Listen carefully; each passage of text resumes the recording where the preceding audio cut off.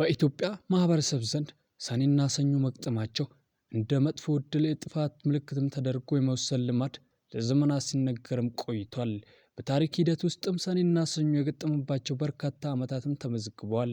በእነዚህ ዓመታትም ሆኑ በሌሎች ወቅቶችም በርካታ ጉዳዮች መነሻ ያደረጉ አውዳዊ ጦርነቶችና ከዚህም የከፋ አሰቃቂ ክስተቶች መከሰታቸውም ታሪክን በማጣቀስም ተብራርቷል። ወርሃ ሰኔ በዓመት ውስጥ ከሚገኙ 13 ወራቶች መካከል 10ኛ ወር ነው። ስለ ቃሉ ትርጉም መምህር ክፍለ ጊዮርጊስ ጀምረው አለቃ ኪዳነ ወልድ ክፍሌ ፈጽመውት ደስታ ተክለ ወልድ ባሳተሙት መዝገበ ቃላት መጽሐፍ ላይ ሰነየ ከሚለው ግስ የተገኘ መሆኑን ይገልጻል። ሰኔ ማለትም ሰነየ አማረ፣ መሰነይ ሁለት ማድረግ፣ ማጠፍ፣ መደረብ፣ በመልክ በባህሪ መለወጥ፣ ሌላ መሆን፣ መምሰል እያለ ይተረጉመዋል። ወርሃ ሰኔ የመዓልቱ ሰዓት 15 የሌሊቱ ሰዓት ደግሞ 9 በመሆኑ ሌሊቱ አጭር ነው። ከወራት በተለየ መልኩ የሚታወቅበት የበጋው ጊዜ አብቅቶ የክረምት ወቅት መድረሱ የሚበሰርበት በመሆኑ ነው። በዓመቱ ውስጥ ካሉት ከአራት ወቅታት በጋው አብቅቶ ክረምቱ የሚገባበት፣ ከሪቅ ከጎተራ የነበረው ያለፈው የሚያልቅበት፣ መጪው የሚጠበቅበት፣ በጠራው ሰማይ ላይ ከምስራቅ ወጥታ ወደ ምዕራብ የምትጠልቀው ፀሐይ በሰማይ ደመና በከፊል የምትጋረድበት ወቅት ሐጋይ ወይም በጋና ክረምት የሚፈራረቁበት ወር ነው።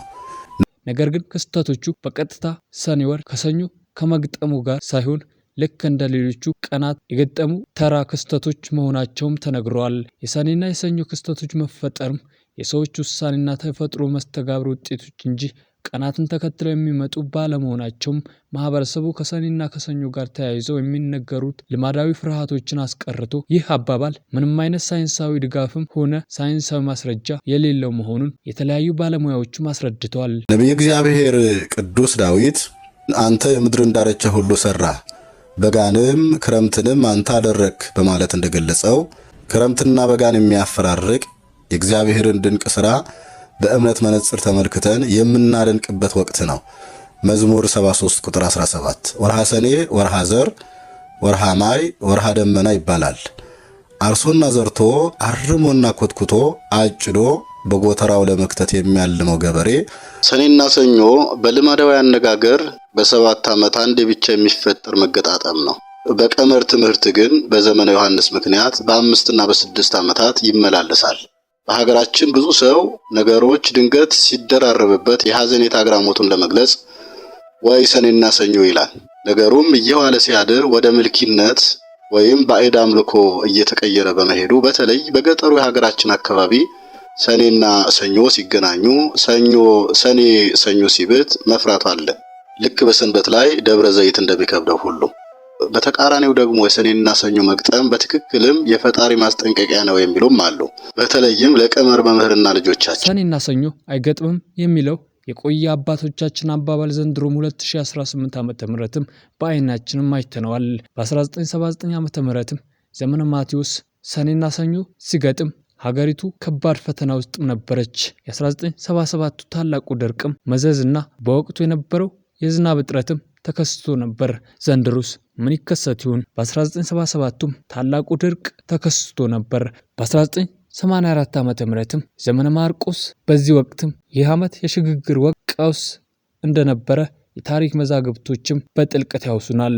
ስለዚህ እንጸልይ፣ እንስራ፣ ስለ ክፋታችንም እንጸጸት።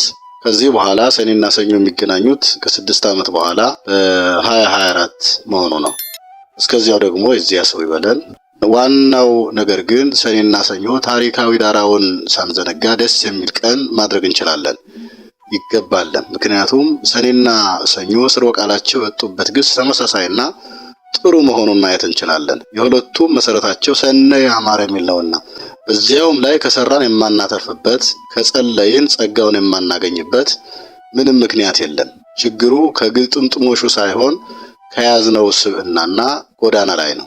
ከዚህ በፊት እንደሰማነው አንዱ ይሄ ታሪክ መጣበት የተባለው ሰኔ 1 የመኪና አቅጣጫ ለውጥ ተደረገ ስለተባለ ነው አይደለም? አዎ።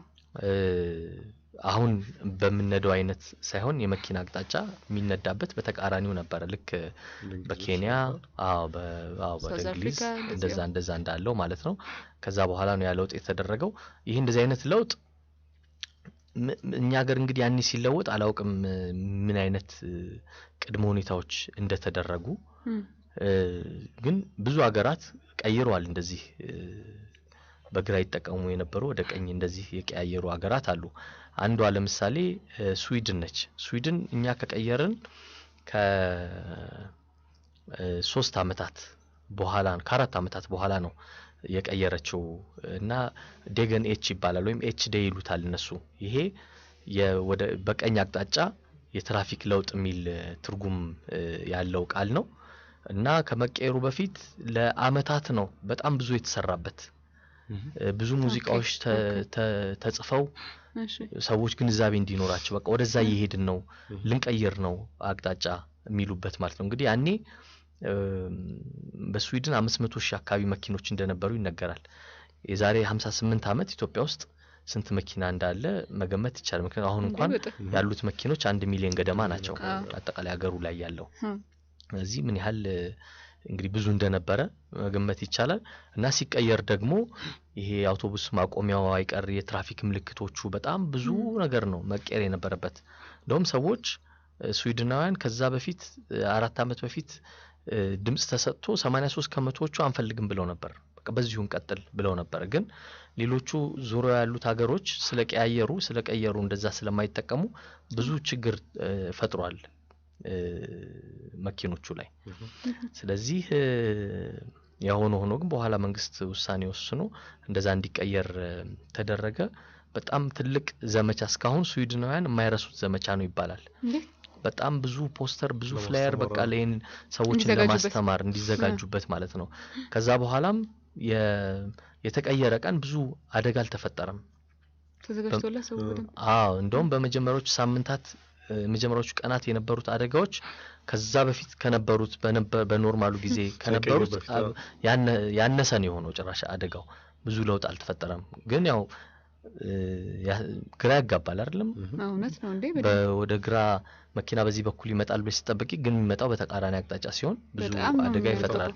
እኛም ሀገር እንደዛ ብዙ ችግሮች እንደገጠሙ ይነገራል። ልክ የተቀየረ ቀን ሰኔ 1 1956 ብዙ ግጭቶች ብዙ አደጋዎች ተከስተዋል።